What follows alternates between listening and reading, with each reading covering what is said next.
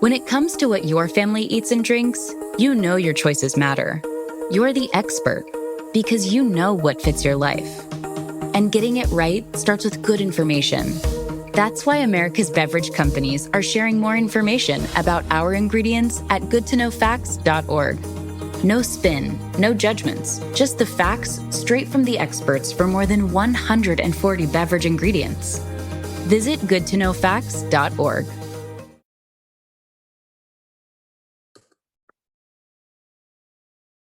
What's going on, guys? Welcome back to another episode of the podcast, The Determined Society. I'm your host, Shawn French. What's going on, guys? I'm really pumped about today's guest. Her name is Beka Chamberlain.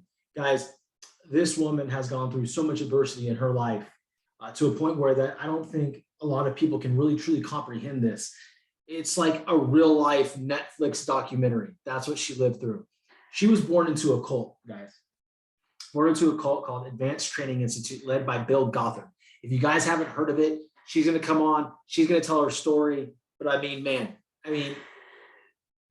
being born into a cult and having to grow up in that and not knowing any different, and then having an arranged marriage, having children, and having to escape from that environment, truly to me is, when I heard her story last week on a call, I instantaneously got super emotional. I put my head down on the call and tears started streaming from my eyes, because to hear that story on a call that I was actually on makes shit a little bit more real. You know what I'm saying? We can see it in documentaries. We can see it in the news. We can see it in trials, right? Actually, Josh Duggar went on trial. He was one of the guys that was involved in this cult. And, I'm going to let her tell that story, but I just got to tell you, I was emotionally touched by her story. And I felt like I had to get it out. I get to have her on the show and her tell her story.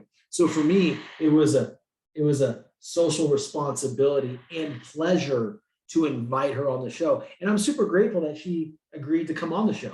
Sorry, guys, I ate some beef jerky and it was spicy and I touched my nose. So it's a thing. But she's going to be hopping on any minute now. So we're going to get extremely vulnerable. There's no holds barred here. She's an open book. We're going to talk about some tough stuff. I want to hear truly about her whole story. I want her to help somebody out there, a young girl or a young boy or a man or woman that may be trapped inside of a cult in a similar situation than her that she was in, and find the courage to break free and get out and tell their story. She's hopping on right now, guys. I'm super excited. Here we go. It's game time.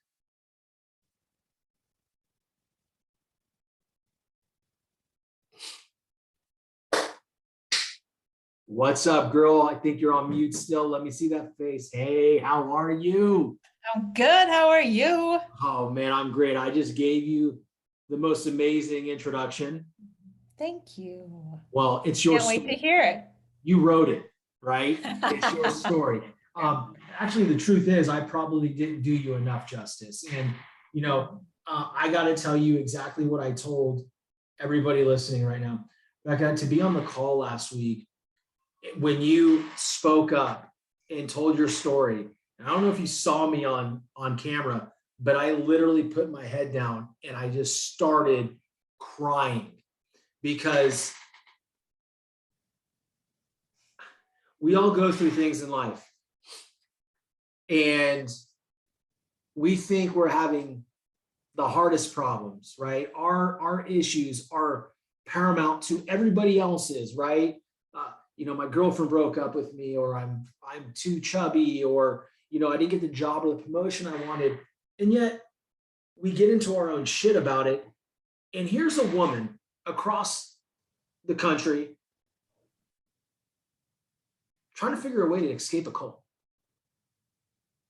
It put a lot of things in perspective for me, Beka, because we always talk about be grateful, right? Be grateful for what you have in your life, because you never know what somebody else is going through. Mm-hmm. So I see you, I feel you, and I'm just going to shut up for a second, and I'm going to allow you to kind of introduce yourself, and then we'll just get going from there. Awesome. Thank you. And I take to heart exactly what you said, but just know I still find people who make me grateful for my story.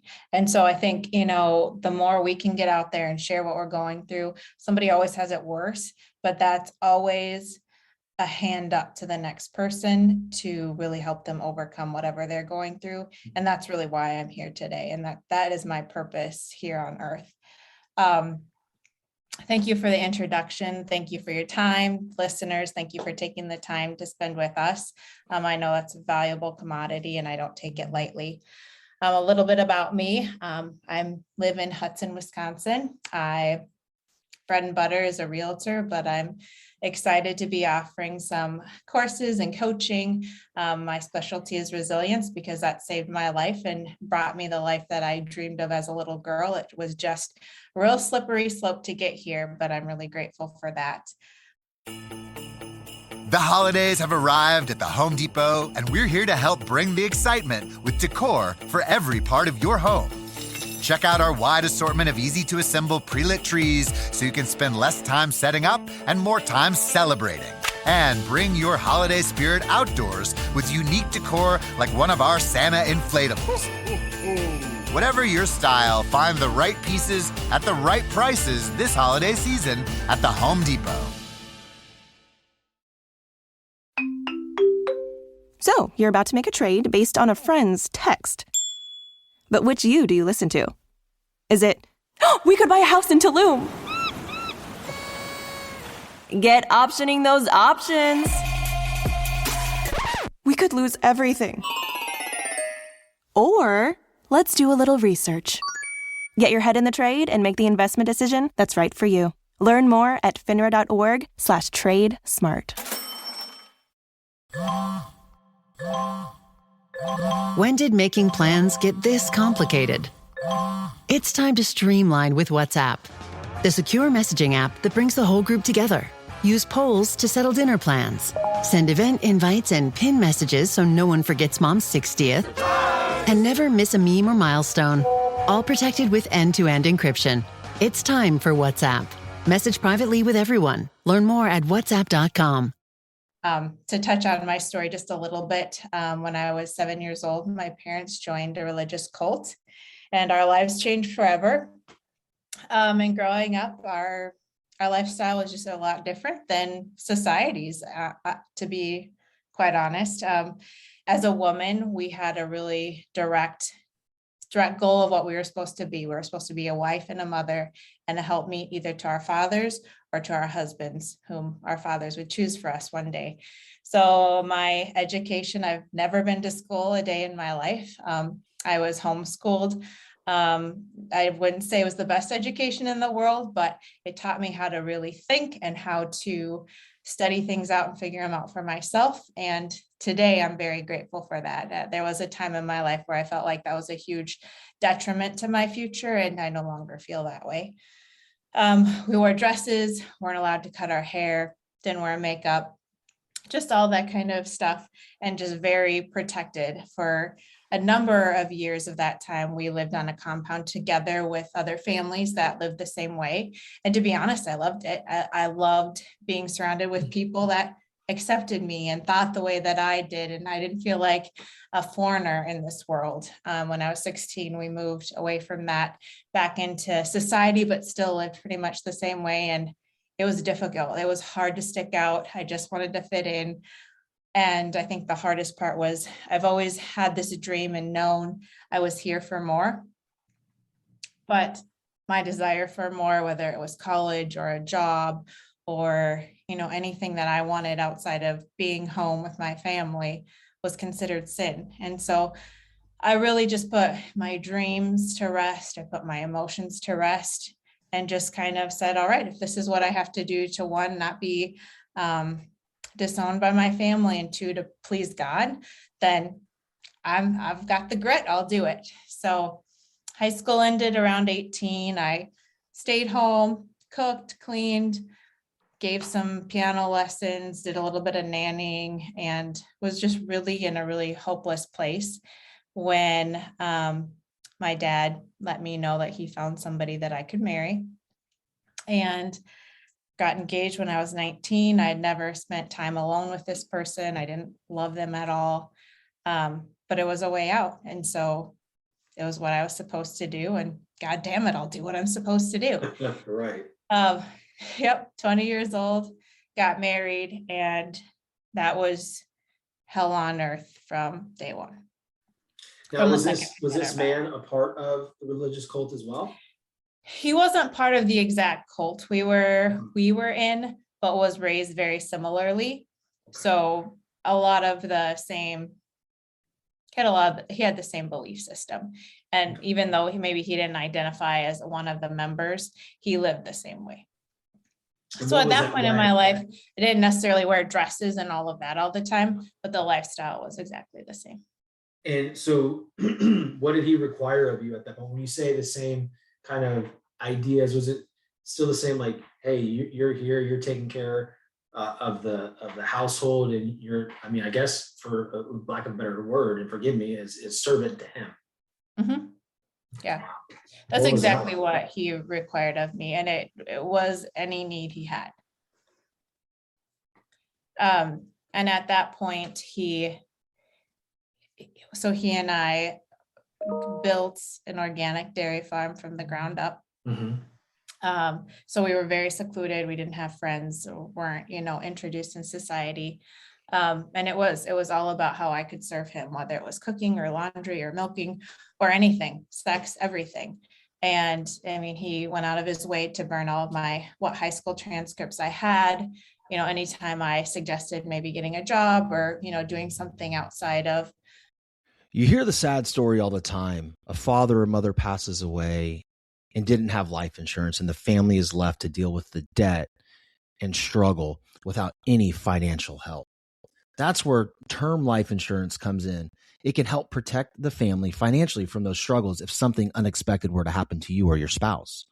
Fabric by Gerber Life is term life insurance you can get done today for busy parents like you, all online, on your schedule, right from your couch. You can be covered in under 10 minutes with no health exam required. If you got kids, and especially if you're young and healthy, the time to lock in low rates is now.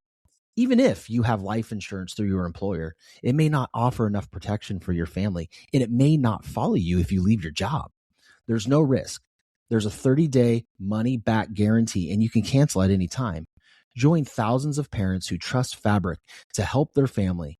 Apply in just minutes at meetfabric.com/TDS.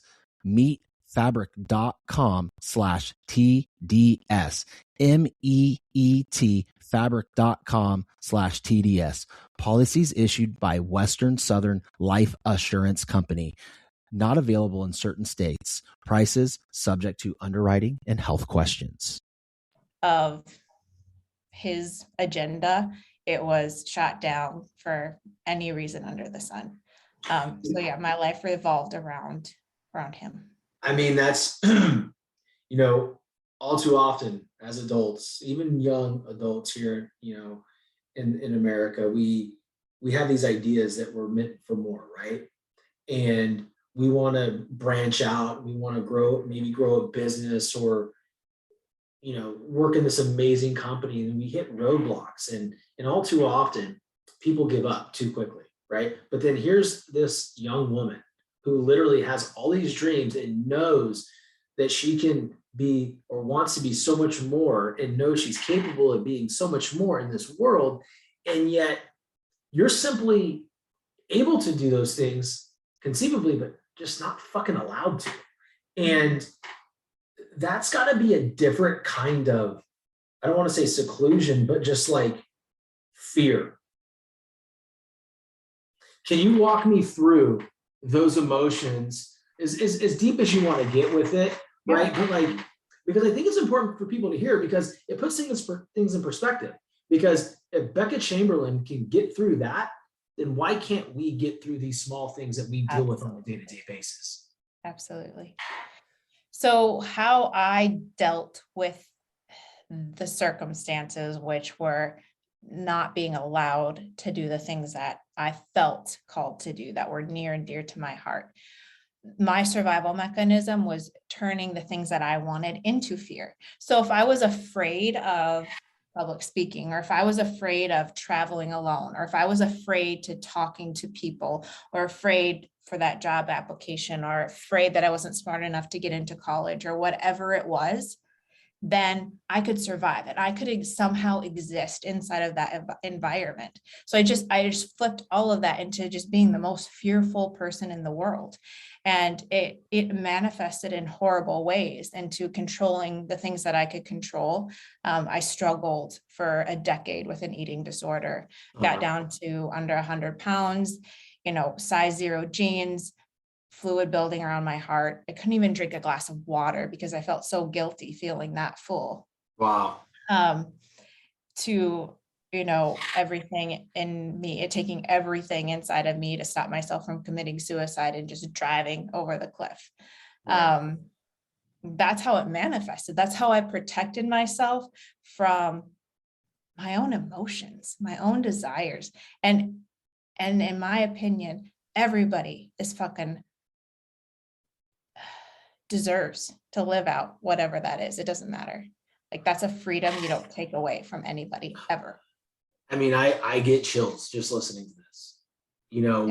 My wife and I, we have watched things, and I said this on the intro that your life, I mean, it's a Netflix documentary. And I mean that with the most respect, and that. We watch these things and we feel for these people. My wife is an empath, a strong empath, like a real, strong empath. Anytime I have any type of emotion or energy other than just this, she's affected by it. And because I know I have strong energies, right? And we had to stop watching those things. And, I told you that when you and I spoke and I invited you on the podcast, I told my wife, because this to me is just this story. And again, I'm talking in circles because I feel blessed right now to be on this call with you. Thank you. Truly fucking blessed, because you've been through some shit, and you have literally gone above and beyond just to survive your current, your state that you were in, right? The life that you were in, to torpedo your dreams, to mean that your dreams, the things that you wanted to do, you turned them into fearful things, and it made you sick as fuck, right? It made, it created an eating disorder. It created all these things that you wanted to do, go be something. You surrounded so much fear around that, right? To block it out. The one word I could honestly say, dude, resilience. What you're doing now, your resilience coaching, is 1,000,000% on brand, because anybody in this world that has an issue with being resilient has to go to Beka Chamberlain. Why would you go to anybody else? I don't even know where I'm going with that, but it's everything you've been through is so surreal to me, right? Yeah. So what was it like, being in America? Did you guys have kids, or? Yeah, we had 3 kids. How were they? Honestly, it's up and down. Yeah. And it's beautiful. Okay. And it's a work in progress, and the story is not over yet and all of that. But I think it's just a beautiful picture of ownership and resilience. And I still have shared placement with my ex-husband, and that's a story for another podcast. But it's incredibly difficult. It's not what happens there isn't right. And our family courts are so fucked up that there's nothing, my hands are tied. There's nothing I can do at this point except for show them a better way and grow and be better and better and better. And anybody listening to this, if you're in a job that you just hate your boss and you're blaming him for the state of your life, or with someone that you can't stand and you're blaming them because of your unhappiness, or no matter what your lot in life is, if you're blaming somebody else for it, grow the fuck up and take some ownership, because you know what, life's not going to get easier, but we can get better. And so to say how my kids are, you know what, they're going through some stuff, but as much as it kills me every time I drop them off to someone who almost killed me, I get to learn to be better every fucking time. Every time. You know what? Tonight I'm going to a basketball game. I get to go see these people who will go out of their way to do something exorbitantly rude to keep my children from talking to me. But I'm strong and it's not going to bother me. That would have killed me a couple of years ago. But now it is what it is. And I get to show my kids what it really means to walk the walk and not talk the talk. And I'm grateful for that, man. I am so fucking grateful for it. Well, I think when you've been through everything that you've been through, what you learn along the way, right? And it's a progression. You progressively get better at this. Oh yeah. Throughout time under tension, just pressure, right? It is none of our business what somebody else thinks about us, how they react towards us, what they say to us. The only thing that we're responsible for is, do we react or do we respond, right? And the correct thing to do is to respond, because children are watching. They're never going to, go out in the world and be who they become because of the advice you gave them. They're going to do it based on the example you set. And so I love hearing that, because what's so important about that right there is, although you're out of that situation, you're blessed with 3 children. Yeah. You still have equal placement with your ex-husband. Yep. So there's a lot of triggers that you have to work through on a weekly, semi-weekly, however you do it, basis. How, because we're human, right? Yeah. How is your response to that internally? Like, because to me, that would just Band-Aid ripped off every single time, right? How do you deal with that? So it is a Band-Aid ripped off every single time. I spent a lot of years in therapy. I was diagnosed with PTSD and no longer on the spectrum, which I'm really grateful for. It took a lot of work. Hell yeah. And there's a place for that. Like if you're really struggling, go seek a professional. I did a lot of EMDR and that was life-changing for me. It processed those emotions outside of my body. Oh, that midbrain. And now I just accept it. You know, there has not been a time that I see my ex-husband and I don't get a little shaky. That's my body's response to someone who destroyed me, raped me, hurt me in ways that just are indescribable. But I've accepted that. Like, that's just how my body responds. But I've done the work that I know I can keep myself safe. And I know that I can give myself everything that I need. And I honor that response because it's just a picture of what happened. It's not a picture of what is today. And so resilience seems like this big old massive warrior word, but it's just like emotions. You react or you respond. It's, hi, I'm going to take a hot cup of tea with me. And I'm going to, whenever I feel that, take a drink of hot tea and swallow it and bring myself back to now. This is all good. I've got myself. I know where we do all of our exchanges. I know the curve in the road that my heart's going to start racing. And that to me is now not a fight or flight response. It's take a deep breath. You've got this. You're really strong. Look at what you're doing. And so it's all of it. It's the story we have in our head and how we choose to practice mindfulness. And you know what? We all have a toolbox. You just choose to recognize what those tools are for you. It's different for everybody, and then choose to practice them. Damn, you know what? We were on that call yesterday with Jen Gottlieb. Yeah. Holy shit, by the way. Oh man. Fucking bomb after bomb after bomb. It was legit. The one thing that I really truly loved was her badass list. Yeah. And I'm going to tie this together. the badass list, right? You write down, guys, you write down all these things that make you a badass. And then you read them out loud to yourself like you're talking about somebody else. And you start to feel like, holy shit, that person's a badass. And then you remember that person is you.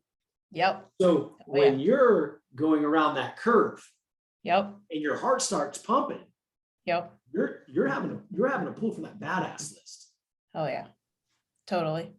Dude. So I heard that concept quite a while ago. I read a book called Can't Hurt Me. I don't know if you've read it. I haven't read that. He talks about the cookie jar, and I pull Goggins? that sucker out. Goggins, yes. Yeah. Yep. The jar of thought. And it's same thing. I just pull out that cookie jar and I keep going like, you've done this, you've done this, you've done this, you've done this. God damn it, you can handle an exchange. You can handle a basketball game. You can handle anything that comes at you. You've got this. And that's the worst part. And you just learn yourself. Self-awareness is a key pillar to resilience.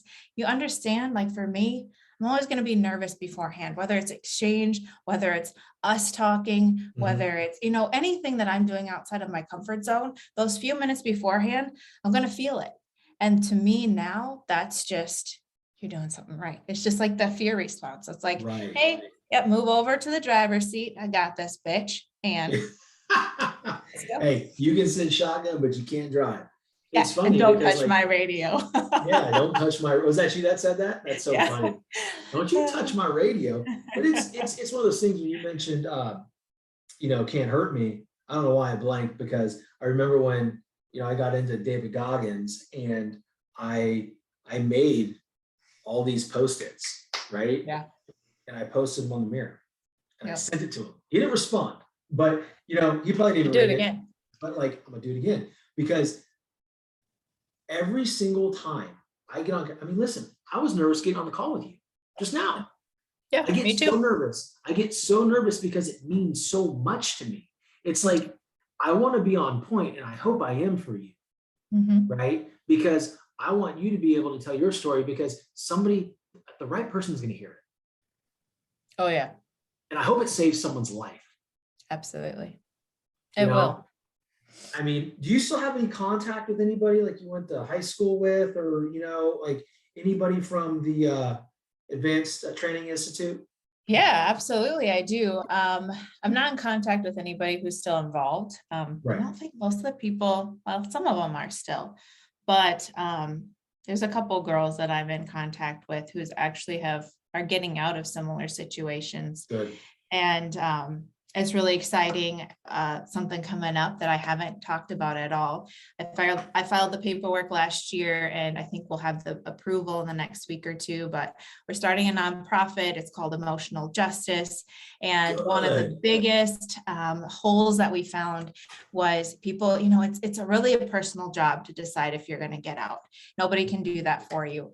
But in my situation, I didn't have a good attorney from the get-go. And so when I did decide to leave, my ex-husband was able to kidnap my almost 2-year-old son and keep him in order to see the girls. And so they were all separated for a couple months. And that has negative effects to this day. And it's broken my heart that I couldn't protect him. He's 7 years old now. But what we are doing with that energy is emotional justice is all about providing the retainer fees for women getting out of difficult situations so that they have good representation from day one, and their children are saved from being in a position like that. So I'm super excited about that. There will be a huge announcement on my website when that begins.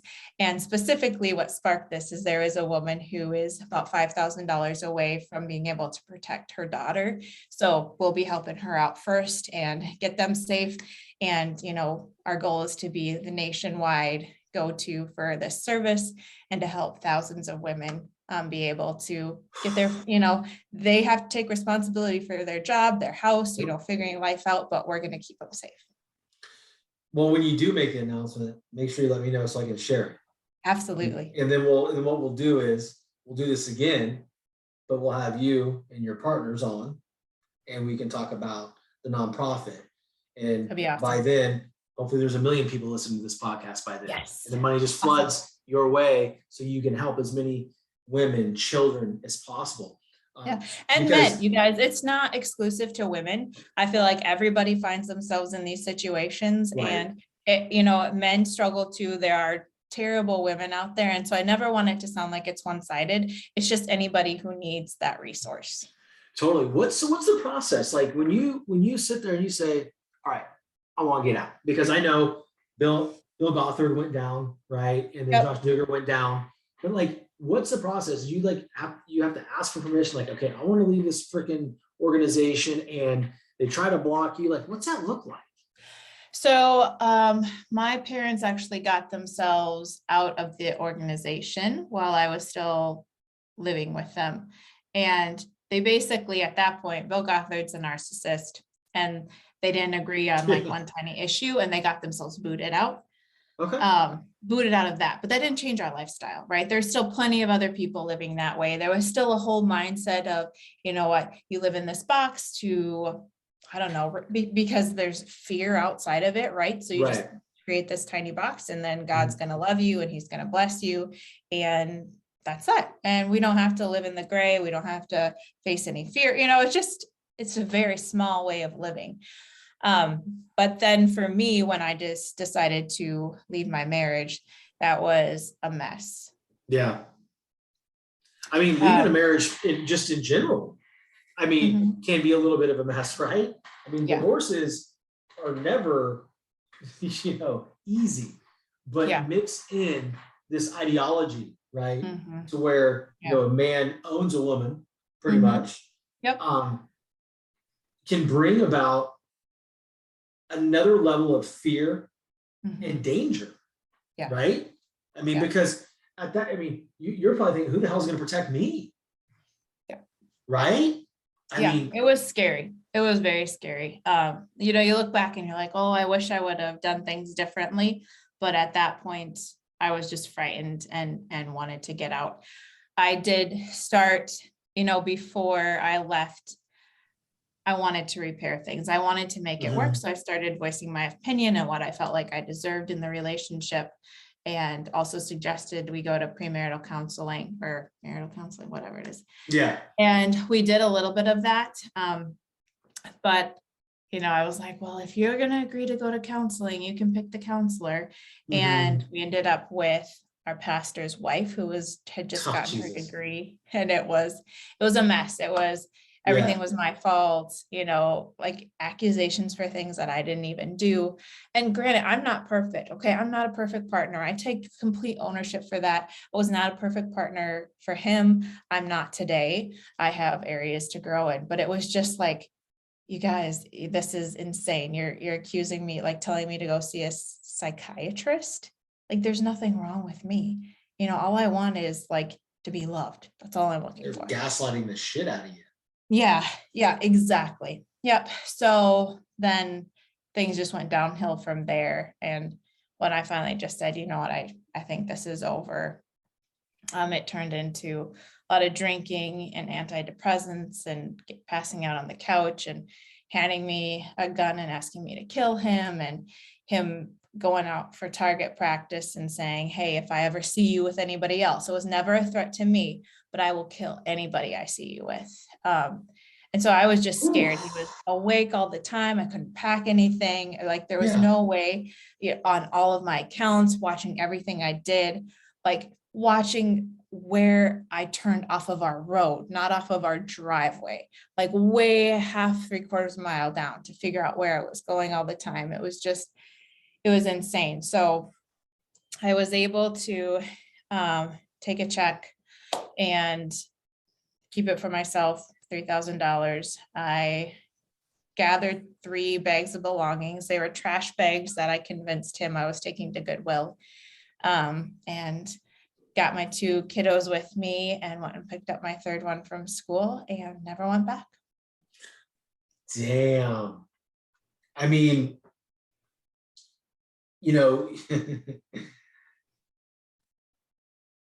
divorces, right? When someone's leaving somebody, they threaten, well, you're never going to see your kids again. Yeah. I'm going to take you for all your money. Like that shit's fucking child's play. right? And what I mean by that is I'm not taking anything away from those other situations because No, they're difficult as hell. Okay, so like I get it, but like, you know, every situation is difficult, right? When you're going through something like that. But to have so much fear placed on you, like all the drinking, here's a gun, kill me. Oh, by the way, I've been taking target practice, and if I see anybody you're with, I'm gonna shoot them. That because you're a good person, right? So, you know, right there, these predators know that the type of person in the heart that they're dealing with. So if I say this to them, then they're gonna stay because they don't want blood on their hands. Yep. Did you ever feel like, okay, I better stay so this never does happen? You know, by that point, I had just reached that paradigm where the fear of that happening was less than the pain of staying. Like I couldn't do it anymore. I could not do it anymore. And I was fearful, you know, I watched my back for a long time. I, you know, thankfully had one or two people that were, you know, helped me watch my back. I would get, you know, notes like, I know you're here right now doing this, you know, it's like, come on, man, just. That's like a movie. Give it up. Yeah. You know, it was interesting. I thought, you know, I had a lot of friends at the time. And once I filed for divorce, we had our initial hearing, and I walked into the courtroom right on time with my attorney to find him and every close friend we'd ever had sitting there waiting for me. And they were all there to support him. And I don't know what all he told them, but I know it wasn't the truth. And, you know, that was one of the most devastating moments, I think, throughout the divorce. But it really taught me, you know, in a way that I wasn't willing to give up on those relationships yet. But it taught me how to let things go that don't serve me anymore, and how much creating space for the next thing is such a beautiful, beautiful thing. You know, you look back at it, you might look at that as a blessing, right? Oh, because absolutely. At the time it was so hurtful because, you know, those are all your friends that you've had for so long, and, you know, you wouldn't think in a million years they would all be there for him and support him and his arguments. But you look back at it now, had they not done that, had they not turned their back on you, you would still have so many ties and so much influence over you that is not in alignment with who you are anymore. Yeah, solid. It's true. So it's like, you know, now we look back and it's, you know, hindsight 2020, but that's got to be the most heart-sinking feeling, walking into that room and seeing everybody. Yeah. I mean, it was, but it really teaches and drives home the point that everything's happening for me. And I mean, it's part of the badass list or your cookie jar or whatever. I mean, that's just a whole nother reason to take the time to do those things, because everything is happening for you. And it doesn't feel like it in the moment. Okay, let's not pretend that it does. It doesn't. And it's not going to. It's never going to for me. It's never going to for you. It's never going to for anybody listening. But when we train ourselves to remember that, you can get through those moments with almost a hope or excitement of, what's the universe going to bring next, right? If this is happening for me, what an amazing comeback this is going to be. I think America loves a great comeback story. And that's why everybody loved Rocky, right? I mean, you're talking about a guy that's getting his ass kicked in the middle of the ring every single fight. He finds a way to win, right? When he's literally about to die in the ring, he finds his way back to win over the crowd and win the fight. And that's just what it is. But I think when you break it down to the most simplest terms, when you say life is happening for me, right? If you look at it that way, instead of this is happening to me, you put yourself in a sense of empowerment. Yep. Right. And if we can feel empowered in our own situation and be accountable to ourselves, then that's where true growth happens. And that's when you see that trajectory of not just success, but freedom within your own soul happens. Yes.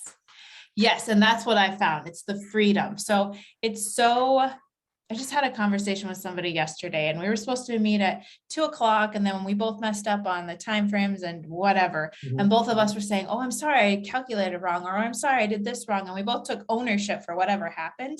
And neither of us were pissed off or, felt guilty or shame or any of that. It was just like, oh, it is what it is. But that's the tiniest example for extreme ownership, right? When I look back over my life, I have every excuse to be an alcoholic if I wanted to. Like I could just, waste away the rest of my life because of everything that happened to me, right? I didn't choose to be in a religious cult. I didn't choose the parents I had that told me I couldn't do anything with my fucking life.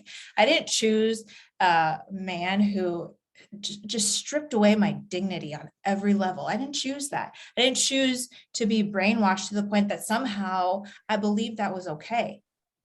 Okay. But I choose to take ownership of all of that because my story starts now and it starts today. And it was scary. I remember the point where I finally was just like, you know what? I'm going to stop blaming everybody else for my struggles. Like, this is fucking hard. Getting out of this is way harder than I thought it was going to be. Yeah.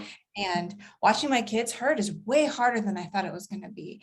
And learning how to trust people again is way harder than I thought it was going to be. And all of it. And I blamed my dad and I blamed my husband or my previous husband. And finally, I was listening to a book called Extreme Ownership. And I was just like, light bulb moment.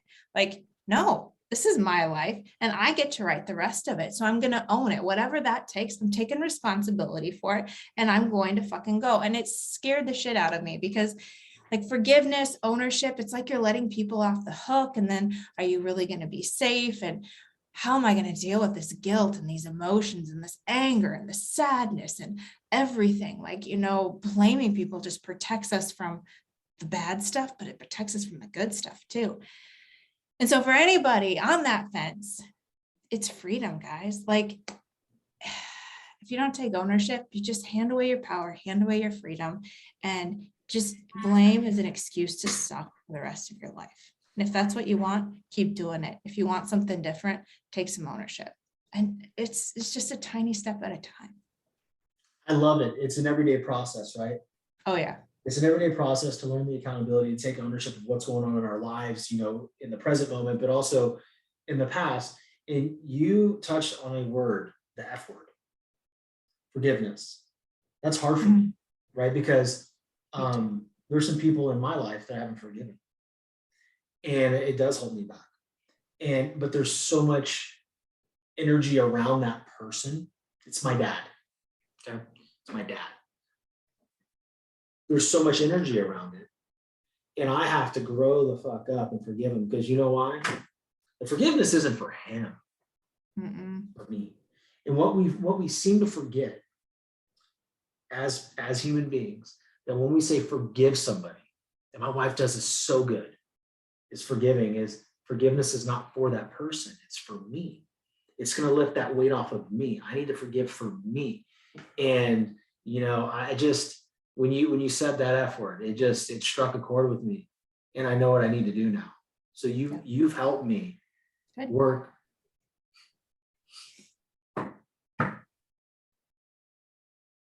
You've helped me work through some things, just listening to your story and knowing what I have to do. And just because I forgive somebody doesn't mean I need them in my life. But I'm gonna work on that.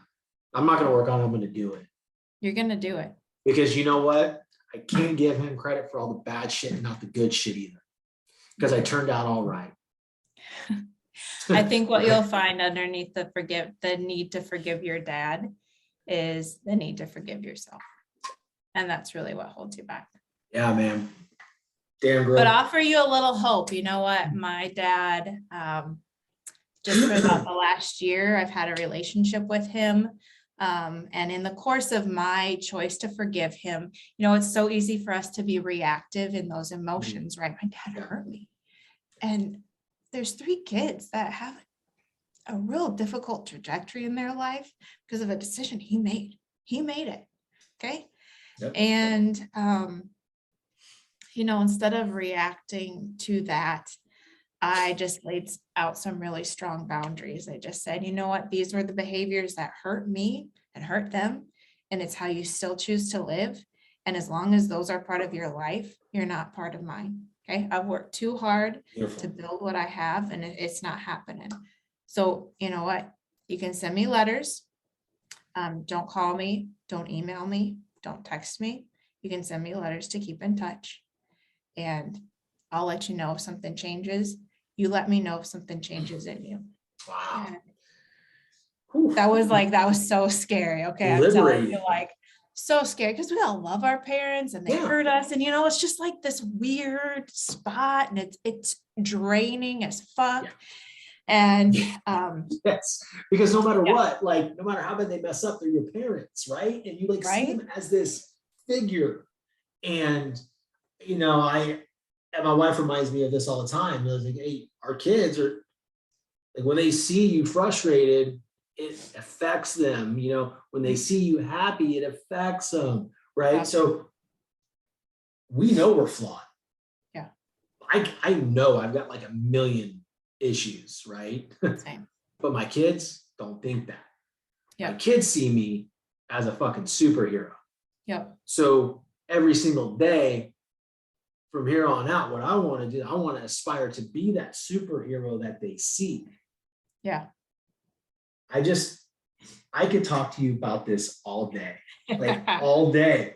Like I see us having more episodes on here. Absolutely. And when, like, I'd love to be on some of your, if you ever start one, I mean, dude, it's down the road. Honored. Yep. But I want to land the plane here. I want to land the plane. I want to finish my story before you land the plane. Oh, keep going. Yes. Okay. Go. Got a letter from my dad about a year ago. Okay. He took complete ownership for his part in all of it. During the time we were apart, he went and started seeing a therapist, went on a couple weekend long intensives, and he's a completely different man and has dealt with his past. And I'm so proud to call him my dad today. I never dreamt that would have ever happened. I'm so happy it is all about, it's forgiveness, ownership. Do it. Like, not every story has a happy ending, right? Like, I'm divorced with, some crap going on, but it's always worth it. Well, now let's land the plane. Okay, we can land the plane now. But no, I'm glad that you stopped me and you finished that, because I think that's important. And in that little bit right there is going to help somebody, right? Absolutely. That little bit, just knowing that no matter how far gone you think people are, right? They do have. I never would have dreamt. They do have the ability, right, to do the 180 and to take ownership and to say I'm sorry and to be a positive influence on your life moving forward. Like 8 years ago, you probably never would have sat there and said, like, I am proud to have him as my dad. No. And guys, it's been letting him back into my life. It's not easy. Like today we're in a great place, but it brought up a lot for me, and it's worth it. Do the work though. Just face it head on and find ways to work through it. And don't let those things just hang, because they just stop you from your purpose. And everybody, you, Shawn, everybody listening, you're here for a reason. We need you. We need you. Beautiful. It's beautiful. So here's what I want you to do. I want you to tell everybody listening where they can find you and how they can best work with you, because I think that people need to work with you like right now. Yeah, absolutely. You can find me on Instagram, Beka.Chamberlain, and I'm sure that'll be in the show notes. And I also have a website, BekaChamberlain.com. I'm just in a couple of days running a free 5-day resilience boot camp. So that's a great way to get to know me a little bit. But I also am doing one-to-one resilience coaching. So if that's something you're interested in, you can either ping me on my website or shoot me a DM in Instagram. I'm on Facebook too. Whatever it is, I would love, love, love, and feel honored to have a conversation with you. Like, this is my purpose. I could do it all day, every day. So you're not a pain. Just ask me the questions, reach out, and let's see what we can do to get you on the path you want to be on for your life. I love it, Beka. And just guys, I will put her Instagram handle and her website in the show notes. But I do want to note that it is Beka, Beka. Chamberlain. That is her Instagram. I will put it in the notes. but don't get it twisted. It's not Becca. You won't find her there. Okay. No, She's I don't know who's original. out there with that. The OG. So anyway, thank you so much for being on. Thank you for it was having me. amazing. It was an absolute honor. And I can't wait to see how it turned out. Me too. Me too. And I can't All wait right. to talk to all of your raving fans. That's right. Get at her. All right, girl. I'll see you in a little bit on the call at 6. Sounds great. We'll see you All right. later. Talk to you. Bye-bye. Bye. Rinse takes your laundry and hand delivers it to your door, expertly cleaned and folded. So you could take the time once spent folding and sorting and waiting to finally pursue a whole new version of you. Like Tea Time You. Or this Tea Time You. Or even this Tea Time You. So did you hear about Dave? Or even Tea Time You. So update on Dave. It's up to you. We'll take the laundry. Rinse. It's time to be great.